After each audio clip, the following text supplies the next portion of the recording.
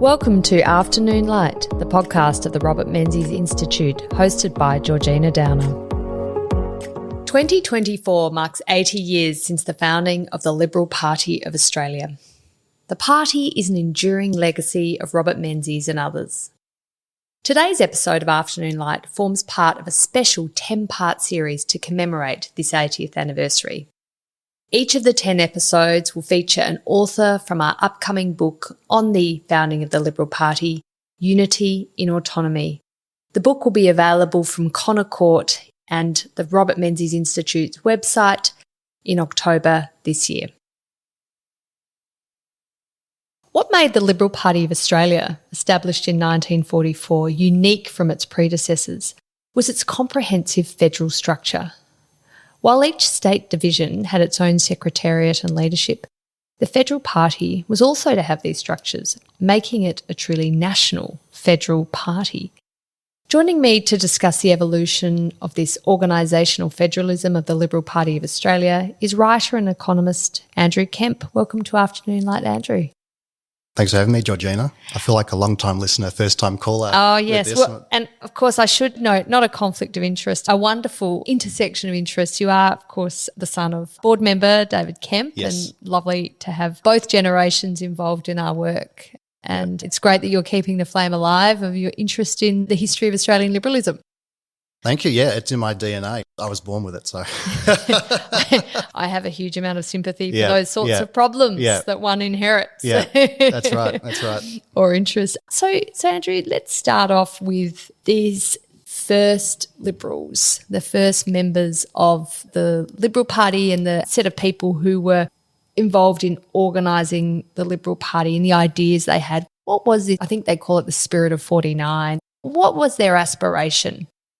Yeah, the spirit of 49. You know, the funny thing about that phrase is that it was coined less than a decade after the 49 election. So already within one or two political cycles, they're looking back on it with a wistful nostalgia, like the Americans think about the spirit of 1776. And obviously it refers to the great federal election victory that the Liberal Party had, the second election they contest. But it obviously means something more than that. And I think that phrase means a manifestation of everything the party had been working towards since the Unity Conference in October 44, organisationally, in fundraising, in terms of membership numbers, but perhaps most importantly of all, in the philosophical cohesion in the party that their predecessor, the United Australia Party, completely lacked. And it's an interesting question why that was and what led to that revival of liberalism that is so obvious in those early members that you refer to. And I think there's a couple of reasons for that. I think there's a generational explanation for it. If you take Robert Menzies' generation in particular, so people who were born in the 1890s, they are in many ways the great unlucky generation of Australia. They're fighting the First World War. They're staggering through the 20s, which wasn't a great decade for Australia economically and in terms of the political culture. Then they have the economic catastrophe of the Great Depression. And then if they happen to have children in their 20s, as many did at that time, those children are fighting the Second World War. And so you have someone like Ernest White, who was involved in the Unity Conference. He actually moved the Unity resolution at October. His son is killed just before or just after the Albury Conference in December. You have someone like Neville Harding, who was the first chairman of the Provisional Federal Executive. He has a son who's killed in action. So for these people, politics is high-stakes business. It's literally a matter of life and death, poverty and progress. And war and peace too. War and peace, exactly. Yeah. And that generation, which crosses divides, is not just limited to the Liberals, but there's a clear sense that enough is enough, something has to be done. The idea of post-war reconstruction has more than an economic rationale. There's almost something... It sounds almost trite to say there's always something spiritual about it. They want a genuine revival in the kind of society they want to live in. Because, Andrew, that idea of post-war reconstruction, of course, refers to post-World War II reconstruction, not post-World War I reconstruction. That's right. And the First World War was called the Great War. It was supposed to be the war that would end all wars. Exactly. So was there not that sense after the First World War that they were reconstructing as much as there was after the Second World War, where it really was, no, we really mean it this time, this is the war to end all wars. We need to actually focus on a period of peace and global peace, not just domestic peace, but also real prosperity and promotion of liberal ideologies, liberal democracy. Yeah, I think so. I think that's a really good point. In many ways, that interwar period was a great disappointment to Liberals.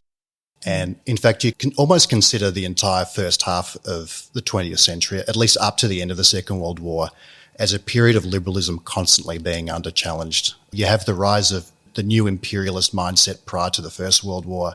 Then you have the destruction of the Great War. The 20s, there was a hope that it would be a period of reconstruction, but there's a lot of social division. There's the rise of fascism, communism, the economy. We often think of the 20s as the roaring 20s and the jazz age. That is more of an American thing than an Australian thing. Australia had a hard time in the 20s. And, of course, from the Liberal side of politics, the Fusion Liberal Party merges with Hughes's National Labor Group to form the Nationalists. And that, just to many Liberals, kind of taints almost the Liberal project somewhat, because it's no longer the pure sort of deaconite liberalism that many believed in prior to the First World War. It's something more nationalistic. Hughes, of course, was not a fan of capitalism. And then the Great Depression hits and the Nationalists become the UAP, which lacks a philosophical foundation that those early Liberal groups had. So by the time Menzies calls the Unity Conference in 1944, in many ways Liberal forces are in a worse position than they were prior to Fusion. They're certainly more divided. Well, the Nationalists being a party that was really formed to fight World War I, and then the UAP, a party that was formed to fight the Great Depression, both defined by a set of circumstances or an event. And so, as you say, the spirit of 49, these people who were involved in the Unity Conference who'd been through a terrible set of decades, basically, they really were blessed with a whole lot of bad luck in what they had to live through. That's sort of imbuing them, do you think, with a much more sort of philosophical outlook than perhaps their successors or predecessors had?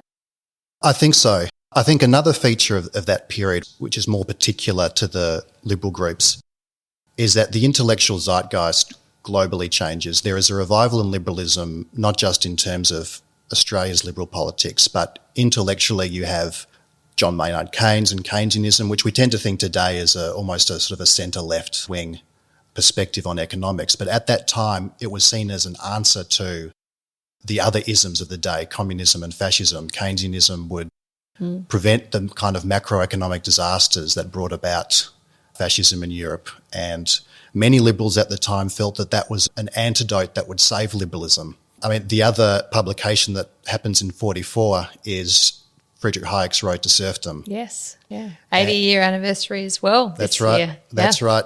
You know, it's funny, when I was writing this chapter, I was looking at the diary of a man called Donald Cleland, who was the first federal director of the Liberal Party, and he has a list of books he wants to read that year, and one of them is Hayek's Road to Serfdom. So this sort of intellectual milieu is something that this generation is very much thinking about, and they try to apply those principles to the Australian context, and that was quite unique to that mid-century liberalism. So, Andrew, tell me about the UAP as a federal party and I guess its organisational defects too. It's, I think, slightly lost in the annals of history, the United Australia Party. And, of course, we probably don't give its leader, Joseph Lyons, and Prime Minister, of course, a long-term Prime Minister too. That's right. Perhaps it's the Menzies legacy that kind of overshadows Joe Lyons and the UAP. But beyond being a party that ran out of a purpose with the end of the Great Depression, it also had some serious defects as well, other defects. It did indeed. Yeah, this is a very interesting aspect of the UAP's history, because whenever it's talked about, it's always through the perspective of one man, which is Joseph Lyons. And that's probably justly so, because in many ways the UAP was Joseph Lyons' project. Yeah. But its origins and its organisational structure is quite unique because, as you said earlier, it came about in response to the Great Depression. And what drove the United Australia movement, which is what Lyons initially called it, was this sudden emergence of these citizens groups, which we forget was incredibly spontaneous and enormous in terms of their numbers. I mean, at their peak, they would have reached almost 300,000 people, which was larger than the Liberal Party. And that was all in response to the economic crisis of the Depression, and in particular in the way Scullins' government was responding to it or not responding to it. And because that was such a specific reaction to a specific set of circumstances, there wasn't that forethought of how do we organise us as a political machine? And indeed, those citizens' movements, their governing doctrine was almost anti-politics. They believed that the political machinery was failing Australia. And so when Joseph Lyons put his name forward as the UAP leader, there was no real infrastructure to develop a federal organisation. In fact, the key thing to understand about the UAP's organisation is that it had no federal organisation. It had no federal constitution, no federal platform, no federal executive. There was no federal interstate conference for state delegates to come and just simply talk to each other. There was certainly no federal secretariat. And this is something many people called for at the time, but for a variety of reasons it didn't happen. And so when Menzies put together the Unity Conference, this was the most important thing they had to get out of that conference, was a federal organisation with a proper federal structure. And that sense that you need an active group of supporters who are regularly meeting, not just at election time, but are meeting throughout the whole cycle, ready to work towards a political campaign, a federal election, and obviously supporting the state campaigns as well. But you can't just switch on at election time. You need to have those structures in place to sustain that body of supporters, ultimately filter through to end up, some of them, becoming politicians and representatives. That's right. And the UAP was in such a poor state by the early 40s that if you take Victoria, for instance, the United Australia organisation, they were so few in number that probably the Australian Women's National League was a far more powerful and potent force for Liberal politics in Victoria than the UAP. And indeed the Young Nationalists, which Menzies helped found in the 20s, they were really considered the heart and soul of Liberal politics in Victoria. And New South Wales had a similar story. The UAP was so sclerotic by that time that it had to merge with a smaller breakaway party, the Commonwealth Party, and they became the Democratic Party. But the UAP brand was dead in the water by that stage.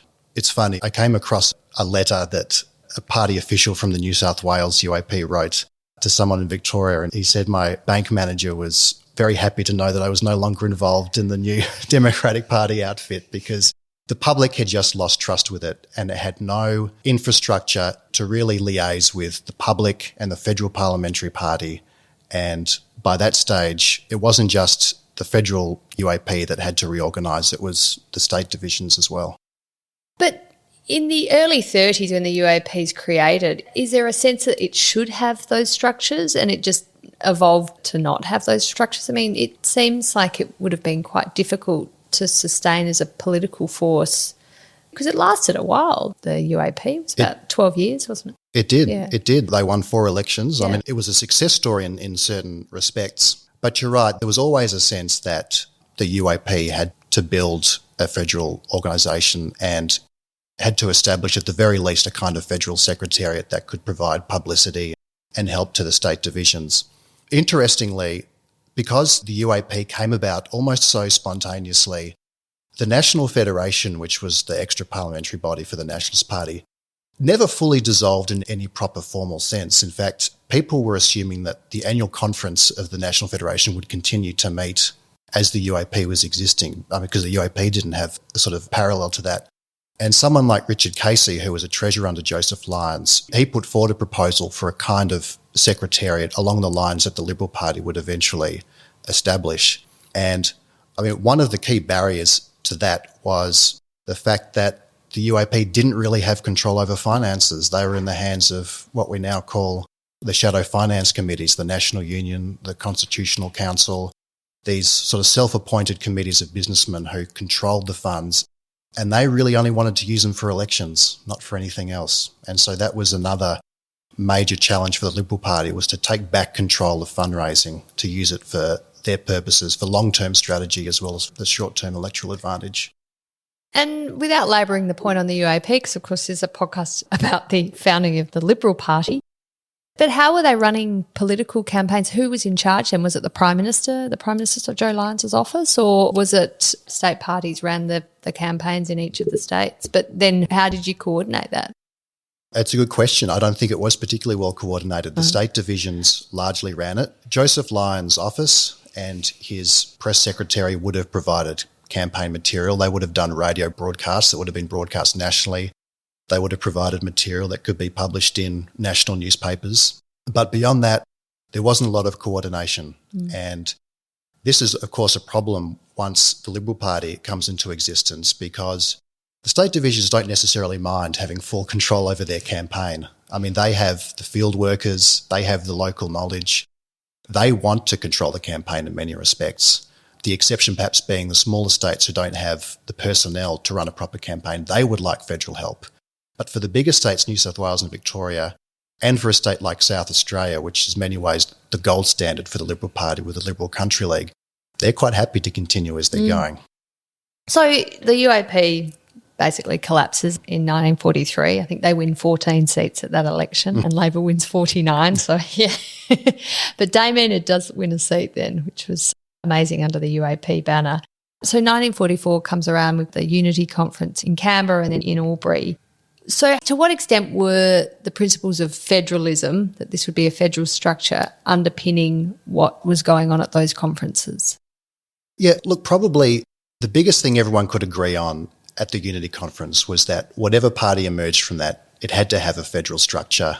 And by that we mean an association of state divisions that are bound together by some kind of governing federal body, which turned out to be the Federal Council, which would coordinate those state divisions towards some kind of common purpose and underpinned by a core philosophy. That was the principle that is very easy to agree upon. I find this is a bit like the debate about Australian federation, where everyone agreed that the principle of federation was good. The devil's always in the detail. How much responsibility do you give to the states? How much responsibility do you give to the federal body?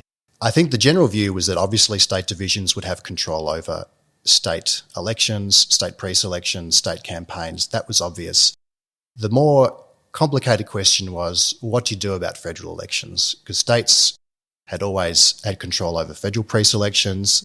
Under the UAP, they effectively ran the federal campaigns for their states. What role would a new federal organisation have in that regard? And that was where the debate really happened, starting from 45, and you could almost say it was never fully resolved. Right up through Menzies' years, there was always this tussle between state and federal organisations over who controlled what. And, I mean, party members themselves would end up being members of a state division, not a federal party. So I guess from an outsider's perspective, it's hard to understand. You're not a member of the Liberal Party in a broad sense. You're a member of the Victorian, or the Liberal Party of Australia Victorian division, or South Australian division, or Western Australian, you know.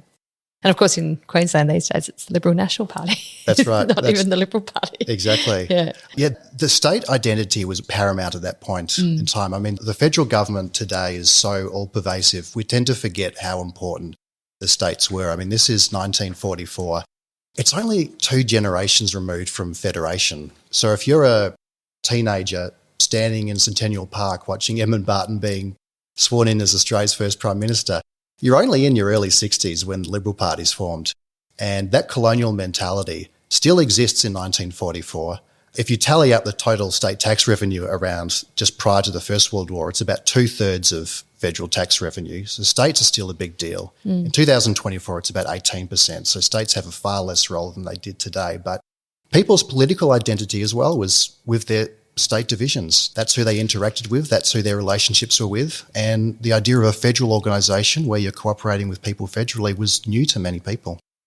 So what about the pre-selection of candidates? They started off being pre-selected at a federal level by the federal body, or was in the end the decision that they would always be left to the states to determine the candidates for each of the electorates in their division? Yeah, it was left to the states ultimately. What's interesting is that the provisional draft constitution that came out of Albury actually mandated a method for the states to follow. I think a couple of states accepted themselves from that rule, probably due to the negotiations at the time. But by the time the first federal council rolls around in August of 45, the constitution is amended to basically say, look, you guys can, the states can do what you want. Right. And I think that's a reflection of the fact that every state has their own tradition, their own liberal tradition, their own ways of doing business. And they had many different ways of pre-selecting, which ranged from WA, which was very much in the control of the state executive, to South Australia, which had the most democratic method, which was the plebiscite. And there was no real likelihood, I think, that the federal government was going to say, you all have to follow the singular process, because it just wasn't keeping in tune with what the states were used to. No. And I mean, you had to get them on board. So requiring them to do things that they just would never agree to was never going to result in a successful federal party. Was it hard in those early days, do you think, to get all the state divisions to sort of respect this federal council and federal secretariat and take them seriously? I think it was difficult. Certainly that first generation of party officials, so I'm thinking of the first party president, Thomas Malcolm Ritchie, Donald Cleland, the first federal director who I mentioned earlier, they did a study of the divisions towards the end of 1945, and they were quite shocked by how different everybody was. And their opinion was, if we want to truly succeed as an all-Australian party, we have to coordinate better and we all have to sort of run our own ship pretty much the same. So we all have a singular strategy. We're all doing the right things so that we're selecting the best candidates and we're running the best campaign possible. But this was not necessarily a mindset that the state divisions were used to. And it's amusing reading the early federal executive minutes where the federal organisation is offering up pamphlets and material and radio broadcasts. And some states, like I said earlier, the smaller states are interested because they need the help. The larger states are less interested. And a state like South Australia, which is the Liberal Country League, they are in many ways the healthiest, the strongest state. They're in government with Thomas Playford as Premier. They never had the UAP banner. They were the Liberal Country League. They have the most members in early 45. Their view during those meetings is, you guys do what you want. Good luck to you, but we have our own house in order. You guys should be following us. We shouldn't be following you. And I mean, this is a tussle that goes right through the Menzies era. And sporadically, there are these fights between the states and the federal organisation that probably continues right up until the 90s, where you start to have the constitution change materially with intervention clauses and giving the federal organisation power to take over state divisions, as we've seen a couple of days ago in New South Wales. I was going to say, yes, it's still happening. Still. Yeah. So you've talked about Donald Cleland, the first federal director, and you got hold of his diary as part of your work on this chapter for Unity and Autonomy. Tell me about the insights you gleaned from that diary, because it's quite fascinating. I mean, he's from Western Australia, isn't he? So that, of course, provides him with a unique perspective anyway. Yeah, it's a fascinating document. Like you said, he's Western Australian, which is important because the fact that he's appointed as the first federal director is a statement that this isn't going to be a New South Wales, Victorian-dominated organisation. This is going to be a truly Australian-wide organisation. And he's an impressive man in many respects. He's a returned serviceman. He fights overseas. He was involved in WA nationalist politics. This is the other thing about the UAP, is that not even Western Australia adopted the UAP banner. They were still the WA nationalists. But even he, by the late 30s and early 40s, is pretty sick of the sclerotic state of Liberal politics in WA. And he's talking about reviving liberalism, and he's giving radio broadcasts on democracy, liberal democracy. He's writing to his wife about how he wants to bring Menzies over and have a dinner with all the young Liberal up-and-comers in Western Australia to maybe even start a new organisation. So we often think of the Liberal Party as a sort of a Menzies-led project, which in many ways it was, but in many ways there were little Robert Menzies running around the country who were thinking very much along the same lines. And when Donald Cleland is appointed the first federal director, he attends the first dinner he has with the federal parliamentarians. He immediately runs into scepticism that not many people know what use a federal secretariat is going to do, because there's a degree of survival bias here. The members he meets are the few members who won their seats in 43. And their attitude is, well, we're here and we didn't need you, so what use are you going to do? Are we going to have to give up money to fund you? And he confronts this state mentality very much head on. And you can feel the nervousness in that diary about, is this going to succeed or is this going to fail? Which is a perspective you don't appreciate in retrospect, because obviously the Liberal Party has so much success. But at the time it was a touch and go thing. Well, especially as they don't win the 46 election either. I mean, that's right. So they actually had a major setback to start with. There must have been a question of, actually, is this thing going to work? Yeah, absolutely. And the Federal Secretariat takes some time to get going. I mean, he writes his first report, which is a state of play, towards the end of 1945. It's really only early 1946 that the federal organisation really starts doing the day-to-day business. So by the time the 46 election rolls around, they're not that prepared, which I think is why many people almost regard the 49 election as sort of the true founding moment of the party, because it's by that stage that the party is settled and comfortable. And that period 45 to, I would say, August 47, when Chifley announces the bank nationalisation policy, which truly revs up the Liberal base. But those early years are difficult. And from between January 45 and August 45, when the Federal Council's held, they contest 7 by-elections. They win one of them. They lose. One of those by-elections is a federal one, which is Curtin's seat of Fremantle. Donald Cleland is the candidate, and they're not expecting to win it necessarily, but they would love at least a swing towards them. And I don't even get that. Oh. And so what's interesting is that they have a lot of organisational success in those early years, but Australians aren't quite yet convinced about the Liberal Party, certainly not until 49. Australians might not have been convinced at that stage in sort of 45, 46, but there were enough Australians who were convinced to join up. And this is you look at the incredible increase in numbers of people joining as party members back then. I mean, what a phenomenon. I guess the Liberal Party today, and probably Labor Party as well, would look at these numbers and, be green with envy. That's right. It's probably the most successful thing the party does in the 45 calendar year is their membership drive. They go from about 40,000 from March up to almost 100,000 in August 45. And then by the time they get to after the 49 election in 1950, they're boasting almost 200,000 members. And what's remarkable about that is there's no external event driving it. There's no Great Depression incentivising people to rally together like there was with the citizens' movements prior to the UAP's formation. This is all purely driven by the organisation. And you can feel the excitement in some of the retrospectives on it. Alan Misson talks about those early formative days, and he talks about joining the Q branch of the UAP. Hardly anyone is there. They're all old. They're all male. They're not even particularly interested in the politics of the day. Then he joins the Q branch of the Liberal Party when that branch is formed, and it's completely different. There are lots of members. The gender is quite evenly split. They're men and women. And importantly, they're all young people. And that's something you don't necessarily associate with the mass political parties today, is the involvement of young people. But there are a lot of young people. And this was the great challenge that Menzies said at the Unity Conference. He talks about thousands of people divided into sects and bodies, desperately anxious to run in the one political direction, but there is no leadership, there's no federal structure guiding them where to go. And this is what they're able to do in 45. And it's that early consolidation of the Liberal base that really sets them up for success later on. And I guess that's the point. They're not actually electorally that successful in 46, but they've consolidated their supporters who were voting for them, I guess, before. They weren't necessarily the swinging voters. These were the loyal, presumably UAP voters and nationalist voters before, but they're now coming together around this Robert Menzies and this new progressive Liberal Party. But, I mean, what bred this sort of contagion and enthusiasm, particularly among younger generations?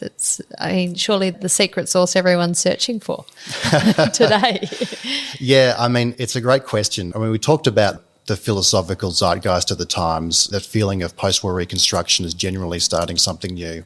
I mean, I keep going back to Donald Cleland. He has this fascinating letter that he writes to his wife when he's overseas, and he talks about how the war has changed his outlook on politics and life. And he says to his wife, Rachel, I see this war as not just between Nazism and freedom, but I see a tussle going on in every country between age and youth, between progress and reaction, between the mentality of love thy neighbour versus I'm in it for myself.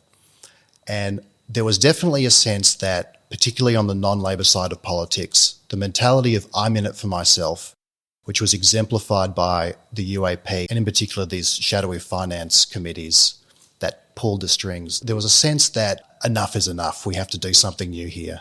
And I think that more than anything else really is responsible for that sudden resurgence. And what it took was a strong leader to really switch on that light and rally people together. This is something that often characterises the Liberal Party. in a way that's maybe less so for the Labor Party, is the importance of leadership. The leader sets the standard and the leader sets the philosophy, which is so important when you're not a sectional party, because the Country Party always have their rural interests, the Labor Party always have their labour movement. The Liberal Party needs that leadership to provide that philosophical direction, and that's what Menzies gave. So I think that's another important part of it too. And, I mean, it's often reflected that the Forgotten People broadcasts of 40, 42, 43, they were popular. They were on sort of prime time slot, I think 9:15 on a Friday evening on 2UE. And they were published, 37 of them were published into a book, but it wasn't like a bestseller. It wasn't necessarily something that people thought had dramatically changed the course of Australian history, whereas these days they're sort of held up as like the gospel, according to Robert Gordon Menzies. Yeah. Yes. So was it something that was just quietly pervading the community, this sort of sense that these liberal ideas, the everyday person, the forgotten person, the salary earner, the shopkeeper, they were being given a voice through this set of political ideas? I think so. I think there's a version of the Liberals' history where, like you say, Menzies delivers these radio broadcasts and everyone is excited by them and inspired by them, and that's the catalyst for the Liberal Party's formation. I think what's more significant is that he wasn't the only person thinking those things. No, and you were saying Donald Cleland himself was doing radio broadcasts. So obviously it was like today's podcast. Everyone got That's a radio right. show or a radio slot. Yeah, exactly. And if you go back even further to the rise of those citizens' movements prior to the UAP, the citizens' leagues, they are talking about the kinds of values that in many ways the Liberal Party is talking about. And the difference, of course, like we talked about earlier, is no one's really organising them. No one's establishing the infrastructure to keep them involved in party politics. And that was the challenge the Liberals set up for themselves in 44, and they managed to do it far better than the UAP. So back to the federal structure, the federal organisation, it developed something called a staff planning committee. I sort of look at that and think really feels very Soviet bloc. Staff planning committee. Yep. I'm really quite surprised they were coming up with names like that back then, given what else was going on in the world. But anyway, the Federal Liberal Party established this staff planning committee. What was its significance? What was it aiming to do? And I guess what did it actually do? Yeah, it's interesting. The staff planning committee came about informally first in 1949, really as a public relations committee. So what that would involve would be the state directors coming together and meeting with the federal director. Back then they were called the general secretaries. And they really had one question on their mind, which was how do we win elections? So that's what they talked about. Good question for a political party to answer. And so they talked about everything that was relevant to that. And that might be electoral law in their states. It might be campaign strategies. It might be what's in the news. What are the dominant issues of the day? What was significant about that committee, I think, is that there are people involved in the party who lasted a long time, and we think of Menzies as the long-lasting Liberal.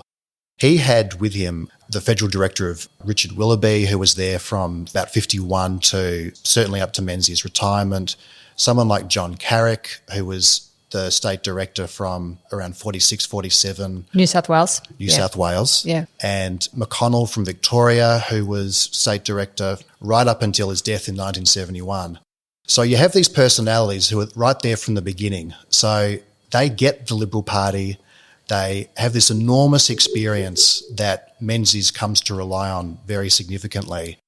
And that is why Carrick would often call the staff planning committee the real heart and soul of the federal organisation, because they were the brains trust that would work out what's the important strategy we need to prioritise, what's important, what's not. And they were dominated by these few individuals who lasted right throughout the Menzies era. Yeah, it's interesting how long-standing they were. And you do these days get long-standing party operatives and federal directors and state directors, but then you also get they come and go pretty quickly, but such is the nature of politics.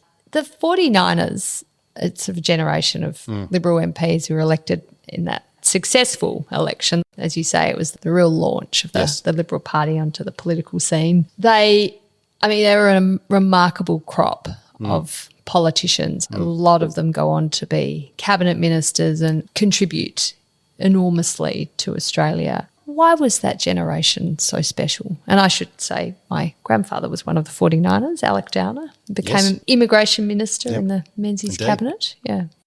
It's a good question. I mean, there's one specific answer to that, which is it's a factor, which is that the 49 election was special in the sense that the House of Representatives increased the number of seats for the first time since Federation from about 75 to about 121, 123, I think. And the effect of that, coupled with a Liberal victory, is that the presence of Liberals in the lower house effectively tripled from about 18 to 55. So that for them is the decisive break from the UAP. I mean, when Menzies announces the Liberal Party in February 45, I mean, one day he's leading the UAP, the next day he's leading the Liberal Party. They're the same people. 49 completely changes that composition. And like you said, there's this enormous group of talented people. Hasluck enters Parliament in 49. The future Prime Minister William McMahon enters in 49. Richard Casey, who leaves Parliament, he comes back in 49 after looking for a seat in 46. He can't find one. That's another problem with the federal organisation, for the federal structure, at least in terms of how the federal organisation views it, is that if you want to find someone like Casey a seat, you really have to rely on the good graces of the state divisions. Yeah. But you're right, it's a generation that sets up the party for the next, right up until the late 60s. And there are people there who are elected in 49 that stay in Parliament up into the 1970s. And whenever there's an election assessment done in the 50s and early 60s, the election of 49 is the benchmark that they compare themselves against. In terms of determining the party's policy platform, that's left to the parliamentary party, the elected politicians. Right. It's always been held as a distinct feature of the Liberal Party versus the Australian Labor Party, which its policy positions are determined by its conferences. I guess it's a question of the amount of responsibility and trust you put in an elected representative versus your party membership and your broader membership. How much say over policy then did members, do you think, end up having, even though they were obviously formally not dictating the policy? I mean, was the party set up with the understanding of that Burkean understanding where the representatives are the sort of trustees of the policy direction of the party and of the country, I guess? Yeah, this is an issue that I'm sure many party members today would say is still unresolved. To what extent do the party members, the rank and file members, have a say over party policy? And this is a tradition that colonial Liberals prided themselves on, was the fact that representatives would have the freedom of conscience to vote according to what they considered to be their best judgment and not be dictated to by an extra parliamentary organisation. It was acknowledged by the time Liberal Party was created that because the UAP had no federal organisation to speak of, there was literally no link between party members and the parliamentarians in terms of policy. And this was the question of, if you accept that Burkean ideal of parliamentarians have ultimate say over policy, not the extra parliamentary organisation, well, how do you give members that voice? And the way they tried to do it was by putting into the federal constitution these joint standing committees on federal policy and state policy. And they would be composed of people involved in the extra parliamentary organisation as well as the parliamentarians. And that was sort of the link that would bind the two, so that if the rank and file members had something to say, they could put it to a state council or federal council, and then the joint standing committee would think about it, make recommendations, provide that to the parliamentary party. Now, that's great in theory, but you need cooperation to make it work. And one of the difficulties that the federal organisation came upon in those early years was Menzies very much thought he is the ultimate sovereign over policy. And this was not necessarily what those in the federal organisation wanted. In fact, in the early days, that Joint Standing Committee on Federal Policy had quite a bit of influence in helping Menzies with that 46 election speech, helping with the 46 fighting platform. But once Menzies is in government, and he wants policy advice, he's going to his bureaucrats. He's not going to the Joint Standing Committee of the party.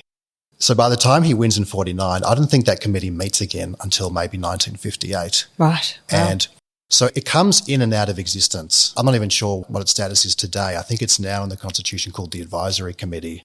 But for that to work, it relies on the voluntary cooperation and sort of the informal relationships between the parliamentarians and the organisation. You say in your chapter that Ben Chifley can be credited as an unofficial shaper of the modern Liberal Party, which I liked that, and I thought that isn't a point very often made, but it's probably a fundamental point actually.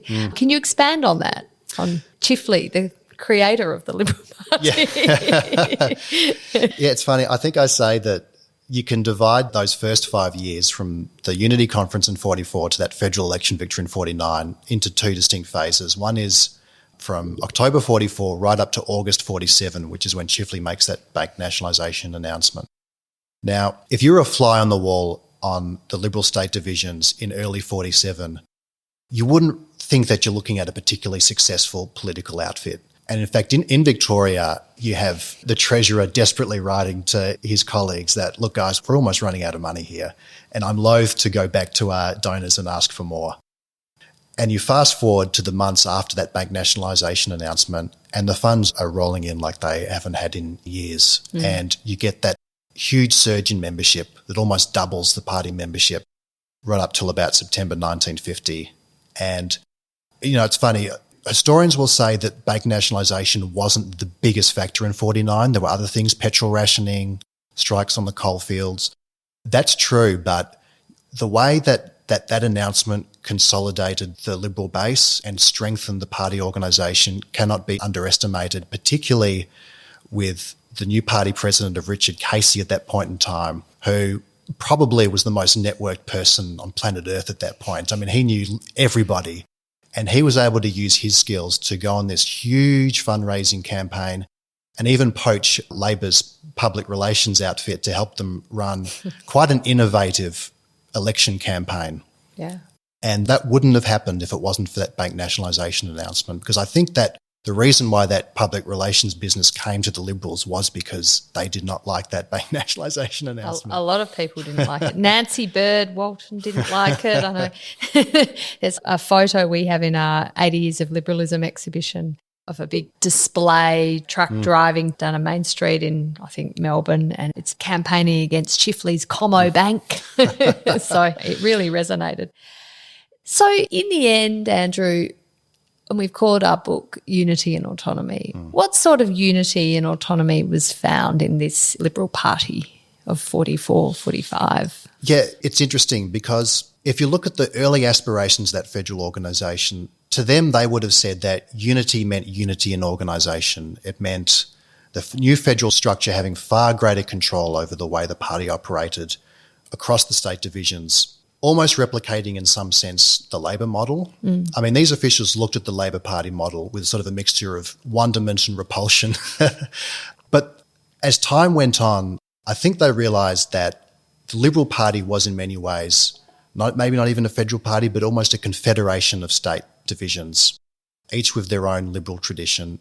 And the most important thing that bound them together was a common purpose. And when they had a common purpose, they performed well, and if they didn't, they were less successful. And giving the state divisions that autonomy, I think, was the buy-in for the Liberal Party to succeed. I don't think it would have succeeded if they were forced to give up much of their autonomy. And that lasts right up through probably to the 1990s, where today there's much more similarity between how the Liberal Party exists today and what maybe those early federal officials wanted initially in 45. But I think that title, Unity in Autonomy, captures what the Liberal Party became in those early years. And like Menzies said, politics is the high and real conflict of principles. And it was those principles that ultimately bound that party into a cohesive unit. Well, Andrew, that has been an absolutely fascinating discussion of the federal organisation and development of the Liberal Party of Australia, celebrating its 80th birthday this year. Thank you so much for joining me on Afternoon Light. Thank you for having me. That's it for this week's episode of Afternoon Light, the podcast of the Robert Menzies Institute. Please make sure to subscribe and catch up on our latest online content on our website or on Twitter, LinkedIn or Facebook.